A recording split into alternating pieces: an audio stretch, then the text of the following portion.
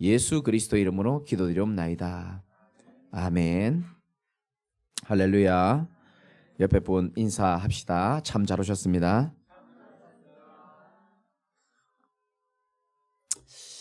많이 오셨네요. 이제 코로나가 조금 조용해지면 또 마무리되면 어쩌면 저 뒤에를 쳐야 될지도 모르겠어요. 아무도 아멘 안 하는데 그렇게 될 줄 믿으시기 바랍니다.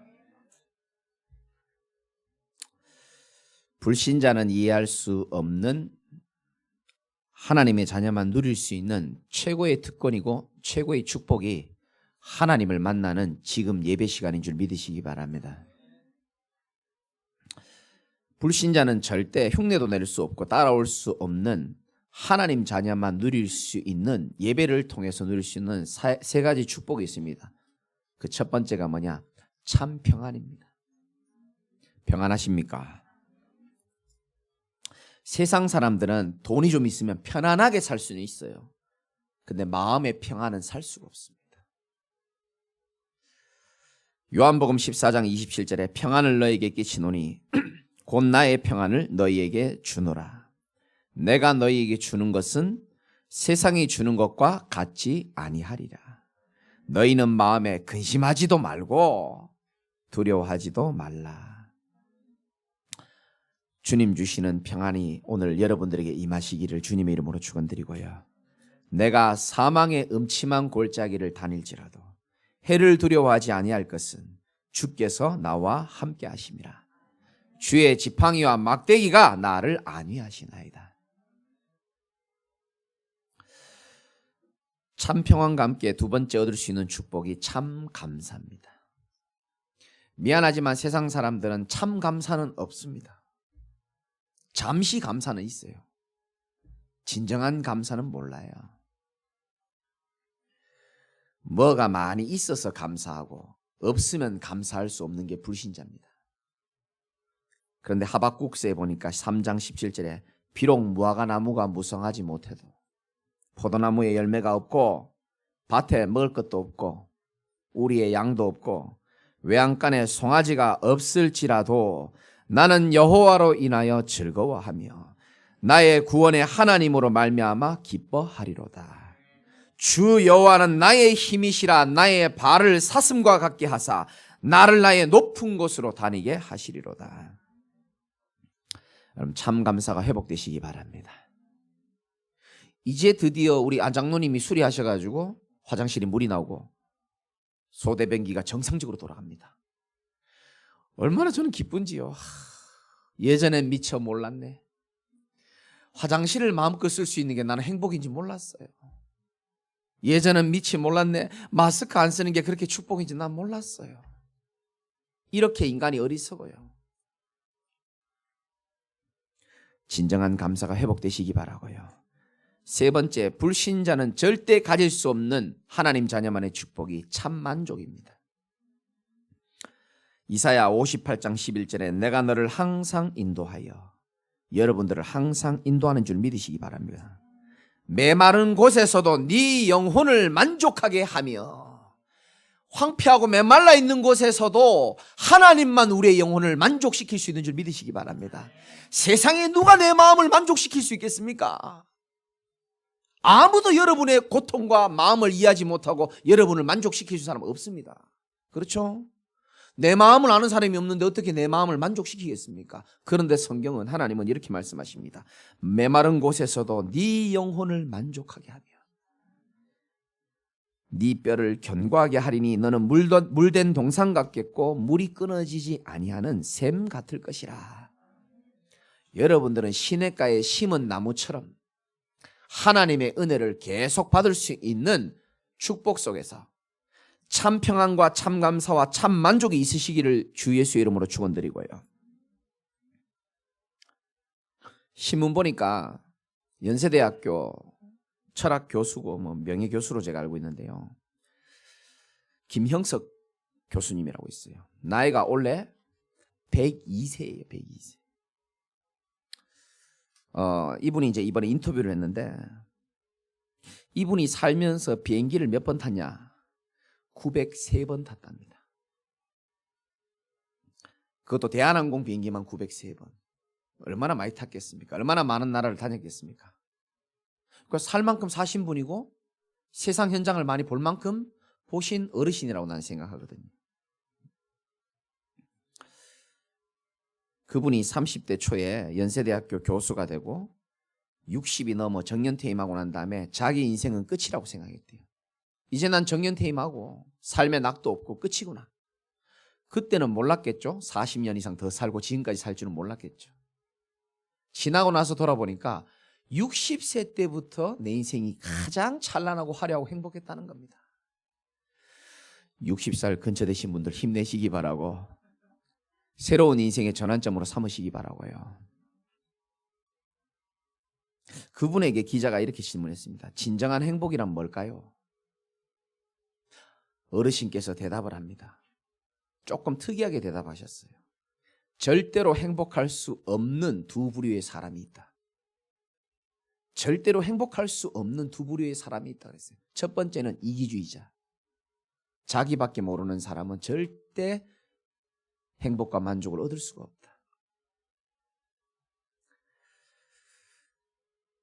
이기주의자는 그릇이 작기 때문에 자기만 생각하기 때문에 이 그릇이 담을 수 있는 행복도 그만큼 작다라고 말씀하셨고요. 두 번째는 정신적인 가치를 모르는 사람은 불행할 수밖에 없다. 눈에 보이는 물질적인 가치만 인정하는 사람은 불행할 수밖에 없다. 왜냐? 눈에 보이는 물질적인 가치는 인간에게 만족을 줄 수 없기 때문이다. 이 어르신이 뭘 알아요? 소유욕은 가지면 가질수록 이상하게 목이 마르다. 100살 넘게 사신 분의 메시지입니다. 가지면 가질수록 이상하게 더 배고프다는 거예요.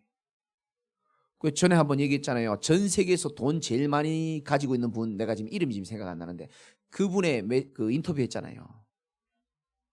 돈이 조금만 더 있었으면 좋겠대요. 얼마나 재수 없는 메시지입니까? 세계에서 돈 제일 많은 사람이요. 돈이 조금만 더 있었으면 좋겠대요.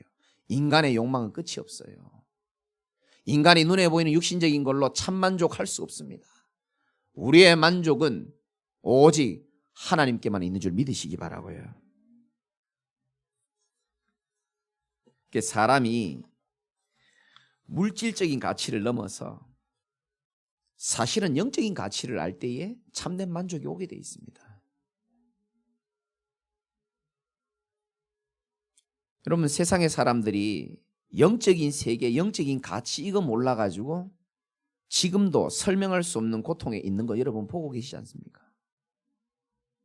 교육도 과학도 의학도 삶의 편리함과 문화적 수준이 계속 올라가는데도 불구하고 인간의 마음의 공허는 끝이 없고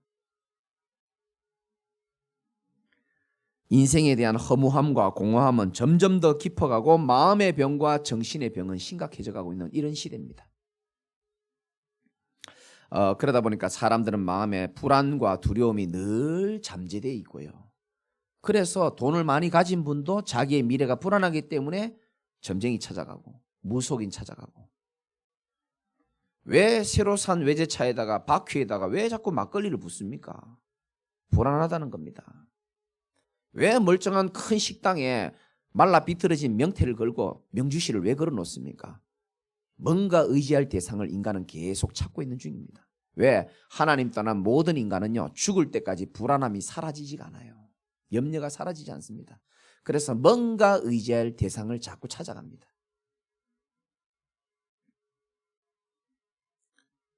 건강법, 건강식품이 얼마나 많습니까?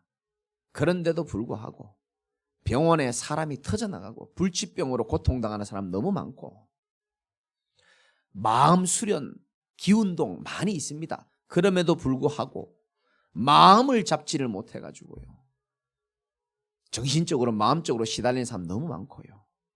공교롭게도 21세기가 되면서 점점점 많은 좋은 기기들이 나옴으로 인하여 사람과 사람을 대면할 수 없는 시대가 와서 인간은요 혼자 은둔형 외톨이가 돼가지고 혼자 모든 걸 이겨내야 되고 혼자 영적 문제를 이겨내야 되는데 사람도 소통 안 하고 하나님도 소통 안 하다 보니까 점점점 정신이 이상하고 인격 장애, 성격 장애 이런 사람이 점점점 지금 늘어나고 있거든요.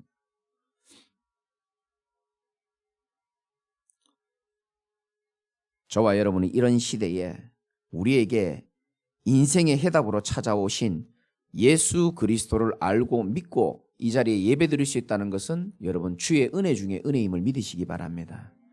여러분만큼 은혜 받은 사람이 없어요. 여러분만큼 하나님의 큰 은혜를 받은 사람은 없습니다.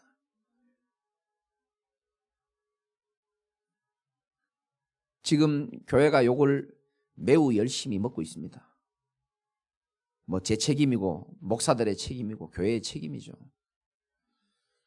더 이상 교회는 공회입니다. 공회. 저는요 이 인터넷으로 뉴스를 볼 때마다요 마음이 아파요. 그리고 고개 돌려서 눈을 감으면 하나님이요 또 다른 제게 메시지를 줍니다. 김 목사야, 오히려 기회가 될지도 모른다. 불신자들이 교회를 욕하고 하나님을 욕하지만 그 사람들 솔직히 마음에 평안함이 하나도 없고 갈급함이 가득하다. 그 갈급함을 세상의 걸로 채워나가는데 답도 모르고 방황하는 사람 너무 많은데 그 사람들이 교회를 욕하고 목사를 욕하지만 그들의 심령은 사실상 외롭고 진정한 진리를 찾아서 지금 목말라서 있는 상태다. 교인들도 마찬가지예요. 뭔가요 진리를 향하여서 계속 이 목마름이 계속 있습니다. 이런 말세 시대에 코로나 시대에 교회가 욕먹는 시대에 목사가 완전 인기 없는 이런 시대에 저는 어떻게 보면요 기독교 사회에 어떻게 보면 전환점이 될 수 있는 축복된 기회라고 생각합니다. 가장 어려우면 어려울수록 가장 어두울수록 빛은 더 가치 있게 보이는 법이거든요. 저와 여러분이 가지고 있는 이 복음은요 정말 인생의 모든 사람을 살릴 수 있는 유일한 능력임을 믿으시기 바라고요. 하나님이 그 은혜를 우리에게 먼저 주신 겁니다. 분명히 말할 수 있어야 됩니다. 예수 그리스도만이 우리 인생에 하나님을 떠난 모든 인생들 죄악에 사로잡혀 있고 사단에게 묶여 있는지도 모르고 고통받는 운명 사주팔자에 묶여 있는 모든 사람을 살릴 수 있는 유일한 해답임을 진짜 믿으시기 바라고요. 그분을 끝까지 의지하시기 바랍니다. 끝까지 의지해야 돼요. 두 가지만 말씀드리겠습니다. 첫 번째는 끝까지 의지하기 전에 여러분이 끝까지 속지 말아야 됩니다. 오늘 메시지 중요합니다. 여러분 속지 마셔야 됩니다. 마귀는 우리를 멸망시킬 수 없다는 걸 알기 때문에 여러분을 계속 속일 겁니다. 지금 무슨 생각합니까? 사단은 여러분 말씀에 집중하지 못하도록 속입니다. 목사의 말을 사람의 말로 듣도록 속입니다. 예전에 한 말씀드렸죠. 이 마귀라는 존재가 원래는 하나님을 찬양하던 천사였거든요. 근데 이 마귀가 타락하면서 이 땅에 와가지고 수많은 부하들, 귀신들을 시켜가지고 우리를 괴롭히는 겁니다. 저는 옛날에요 이 마귀, 사탄, 귀신 이런 거 안 믿었어요. 21세기에 그런 게 어디 있습니까? 또 내가 본 적도 없고. 근데 제가요 15년 동안 이 현장 다니면서 귀신에게 시달린 사람 너무 많이 봤거든요. 야, 이게 진짜 있구나. 우리 인간을 죽이고 멸망시키는 존재. 눈에 보이지 않게 거짓으로 우리의 마음과 생각을 속이는 존재. 그 마귀가요 귀신들에게 명령하는 연설문, 제가 전에 말씀드렸잖아요. 마귀가 귀신들 부려먹는데 이런 얘기를 합니다. 명령을 하는 겁니다. 야, 사람들 교회 가도 막지 마 이제. 왜냐? 이미 교인들은 돈과 세속으로 물들어 있기 때문에 복음에 관심 없어. 교회 가는 거 겁내지 마. 교회 보내줘. 기도에도 막을 필요 없어. 그들의 기도는 전부 육신적인 기도밖에 없으니까. 더 무서운 메시지죠. 야, 목사를 속여가지고 오직 교회 부흥에만 미치도록 만들어라. 그래야 복음의 본질은 희미해진다. 이게 마귀의 전략이에요. 오직 교회, 외모, 껍데기, 외형적인 거 프로그램 보고 감동받게 해라. 마귀의 메시지입니다. 그러면 성도들은 육신적으로는 잠시 감동받는 것처럼 보이지만 자기도 모르게 영적으로는 죽어갈 거야. 이게 마귀의 메시지예요. 저와 여러분들은 교회 오셔서 사람 쳐다보지 마시고 다른 것 쳐다보지 마시고 오직 그리스도와 말씀만 붙잡으시기를 주님의 이름으로 축원합니다. 마귀가 귀신에게 명령합니다. 구체적인 방법을 써라. 성도들에게 시간을 빼앗는 전략을 써라. 돈 좋아하는 사람이 있으면 돈을 던져줘라. 그래야 그리스도를 떠날 수 있기 때문에 명예를 좋아하고 권력을 좋아하는 사람은 거기에 집중되도록 시간을 다 뺏도록 만들어라. 그리고 그들의 생각에 행복은 오직 물질에서만 나온다라고 각인시켜라. 허상을 만들어줘라.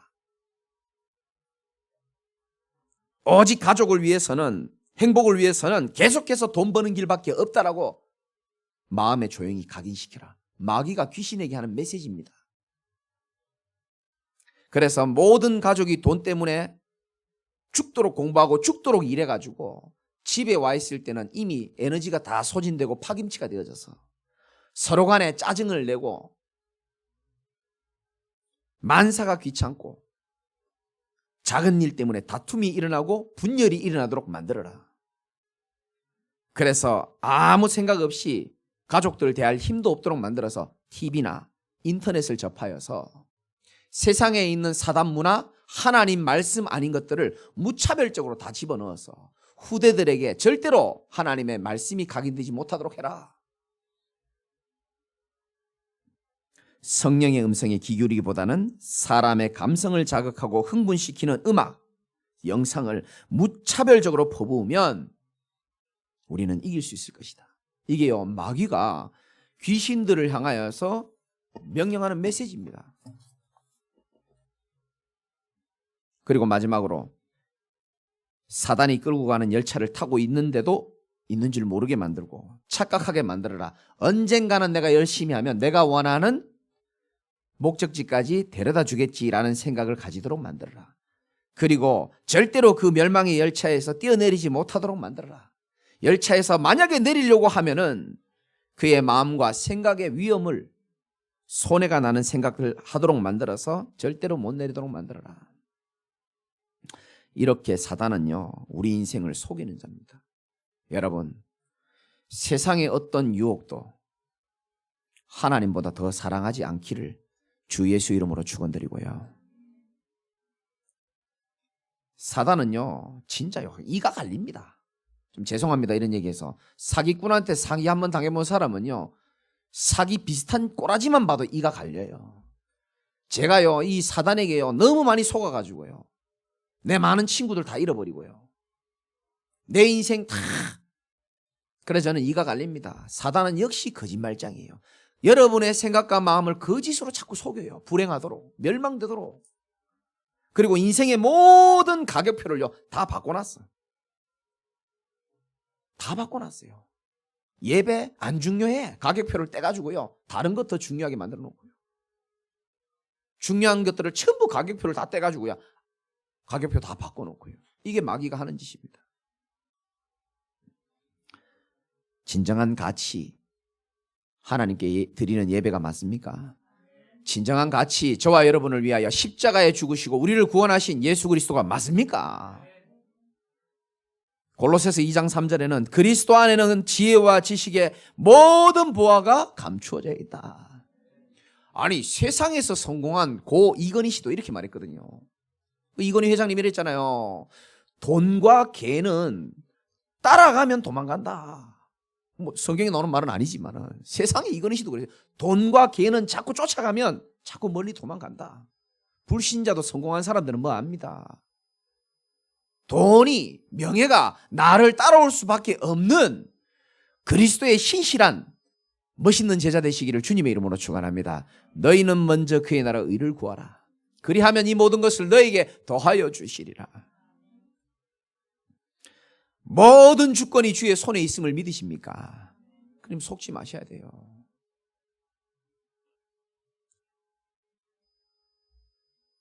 우리를 계속 속이는 이 사단에게 속지 않을 만큼 성령으로 충만하시기를 주님의 이름으로 축원드립니다. 끝까지 속지 마세요. 두 번째, 끝까지 의지하시기 바랍니다. 어떤 어려움이 와도 나는 성삼위 하나님을 신뢰하겠다라는 여러분 믿음의 고백이 있으시기 바라고요. 사람은 생각보다 연약한 존재예요. 여러분이 대단한 것처럼 열심히 살아가는데 동전 한번 잘못 먹어도 죽는 게 인생이고, 지나가다가 오늘 예배 마치고 나가다가 그런 일 없겠지만 차에 부딪히면요, 내일 한 줌의 죄가 될 수도 있는 게 우리 인생입니다. 연약한 존재예요. 그래서 사람은요, 하나님 떠난 모든 사람은요, 자기도 모르게 본능적으로 뭔가 의지할 대상을 찾게 돼 있어요. 종교를 의지하기도 하고요, 돈을 의지하기도 하고, 술을 의지하기도 하고, 사람을 의지하기도 하고, 동물을 의지하기도 합니다. 뭔가를 사람은 계속 의지합니다. 그런데 여러분 아셔야 될 게, 그 의지하는 대상이 사람마다 다 다를 수 있지만은 하나님 외에는 모든 의지 대상이 완전하지는 않습니다. 사실 하나님을 떠난 모든 사람에게 수많은 의지의 대상이 있을 수 있겠죠. 그러나 모든 문제 해결자 되신 예수 그리스도가 우리 인생의 최고의 의지 대상이 될 때에 우리 인생은 새로운 피조물이 되고 인생 재창조됨을 믿으시기 바랍니다. 저도 외롭게 자라고 능력 없으니까요, 뭔가를 계속 의지하면서 살았더라고요. 제가 보니까 뭔가를 계속 의지했었어요. 그 의지된 대상이 나를 또 실망시킨단 말이에요. 그럼 또 술을 의지하고요, 멀쩡할 땐 또 돈을 의지하고요, 사람을 의지하고요. 의지하는지도 몰랐어요. 그냥 본능대로 사니까, 외로우니까, 괴로우니까, 뭔가 불안하니까 뭔가 의지할 대상을 계속 찾아가더라고요. 교회는 다니면서 하나님 의지 안 하더라고요. 저는 그렇더라고요. 어떤 상황이 와도 저와 여러분들 진짜 그리스도를 끝까지 의지하시기 바랍니다. 혹시 어려움 당하신 분 있습니까? 오히려 사람이 위기를 만나고 궁지에 몰리고 극한 상황이 될수록요, 하나님을 더욱더 바라볼 수 있는 좋은 축복의 기회인지도 모릅니다. 목사님, 너무 힘드니까 아무것도 바라볼 게 없어요. 네, 그럴 겁니다. 저도 그랬고요. 사방팔방이 다 막혀 있을 때에 하늘만 뚫려 있더라고요. 하나님은 너를 지키시는 자.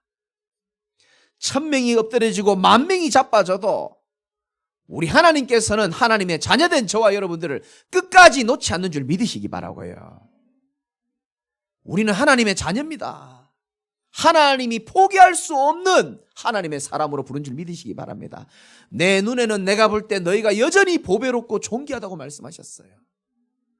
위기 당하신 분, 한계 만나신 분들 잘 들어야 돼요.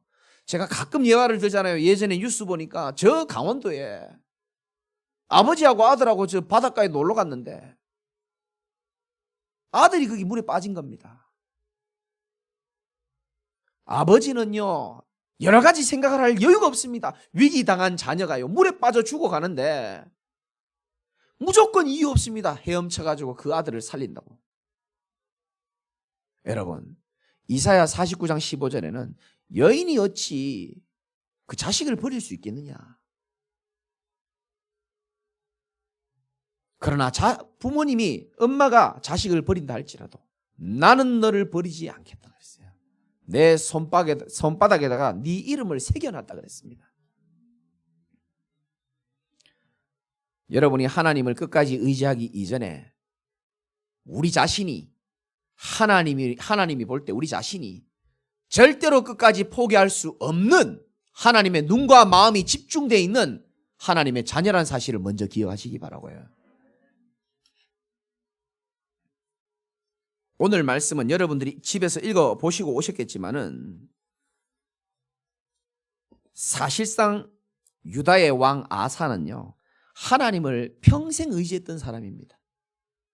역대하 14장 2절 3절 4절에 보면은 처음부터 하나님 보시기에 선과 정의를 행하고 이방의 제단과 산당을 없애고 모든 사람을 하나님 찾도록 만들고, 15장 17절에는 이런 말씀이 있습니다. 아사의 마음이 일평생 온전하였더라. 늘 하나님 바라봤던 이 아사 왕이 어느 날 16장 쭉 읽어보시면 알겠지만은 1절부터 6절에 보면은 북쪽의 군사들이 지금 쳐들어온 겁니다. 이때 우리가 위기를 만났을 때 여러분 중요하거든요. 여러분 혹시 우울하십니까? 여러분 혹시 한계를 만났습니까? 이때가 중요한 겁니다. 사람이요, 평상시에는 조금 연약해 보여도요, 결정적일 때 잘 인도받아야 돼요. 이 결정적인 순간에요, 하나님을 의지하는 것이 아니고 옆에 강대국의 왕에게요 연락해가지고 인본주의 있어가지고 도와달라고 얘기하는 겁니다. 이게 우리의 모습 아닙니까? 눈에 안 보이는 하나님보다 눈에 보이는 사람이 빠르고 돈이 빠르잖아요. 그래서 겨우 자기의 만난 이 어려움을 이 왕이 겨우 해결하는 것처럼 보입니다. 근데 7절에 뭐라고 말합니까?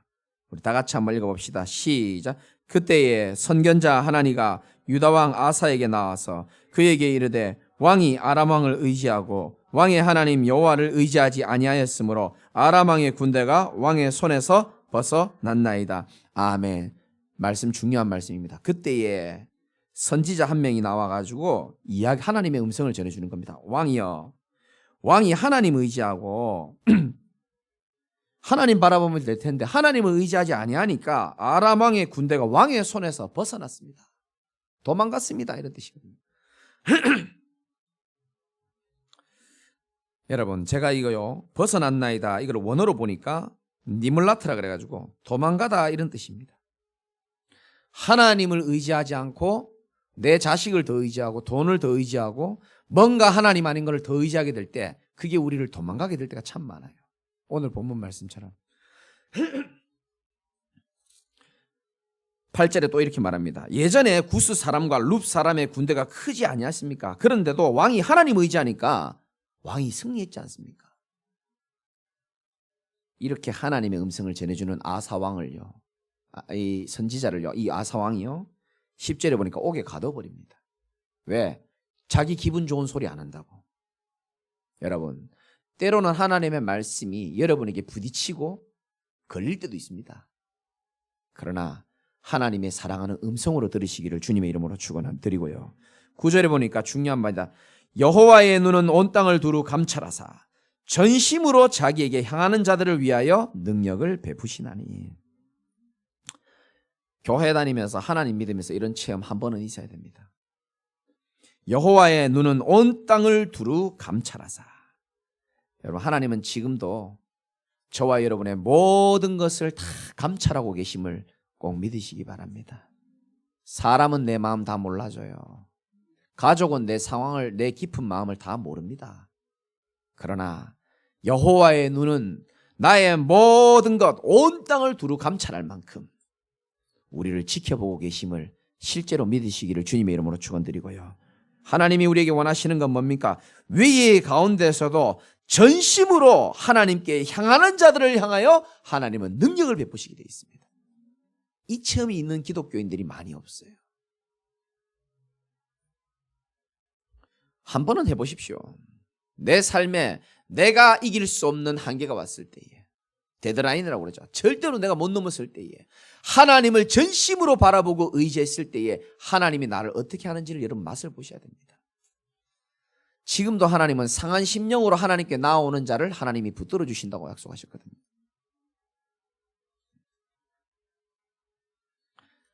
끝까지 의지하라고 그랬습니다.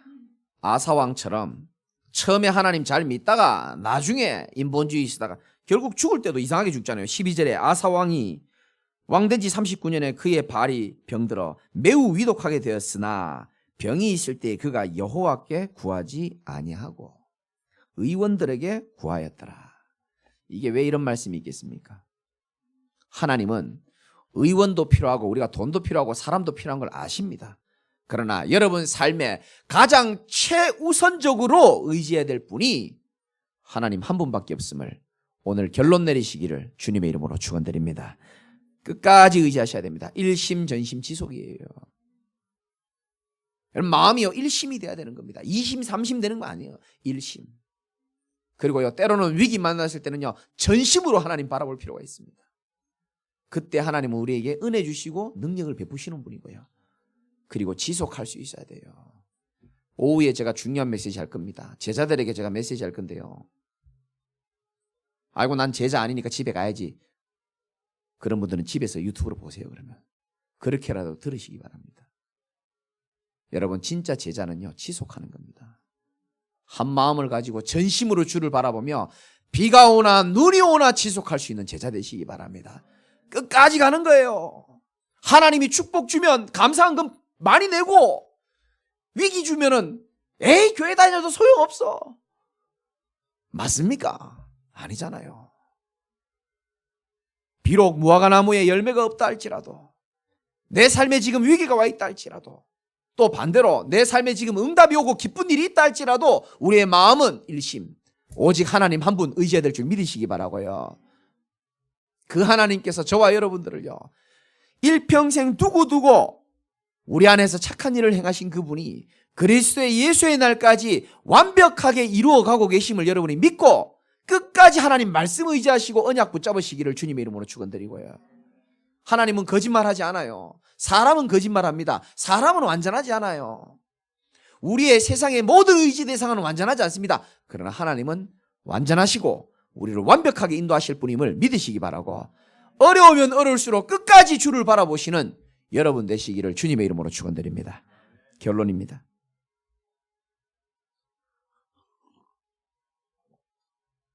예전에 서머나 교회에 목사님이신 폴리갑이라는 분이 계셨습니다.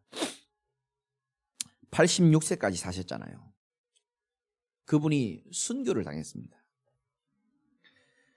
그런데 이제 나이가 많은데 이제 죽이려고 하니까 좀 인간적인 마음이 들었나 봐요. 그래서 이 폴리갑 목사님을 죽이려고 하기 전에 마지막으로 권유를 합니다. 내가 당신 나이도 있고 나이를 고려해서 봐줄 테니까 예수 그리스도를 부인해라. 한 번만 부인하면 지금 눈앞에 보이는 불구덩이에 집어넣지 않겠다. 한 번만 예수를 욕하고 한 번만 황제를 신이라고 불러주라. 그러면 풀어주겠다라고 얘기했습니다.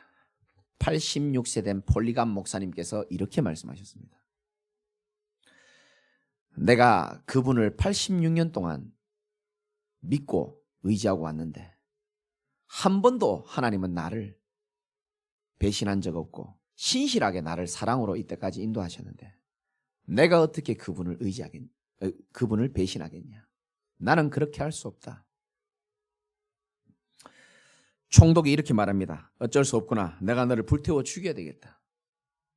그때 폴리갑 목사님께서 이렇게 마지막 유언을 남기고 천국에 가게 됩니다.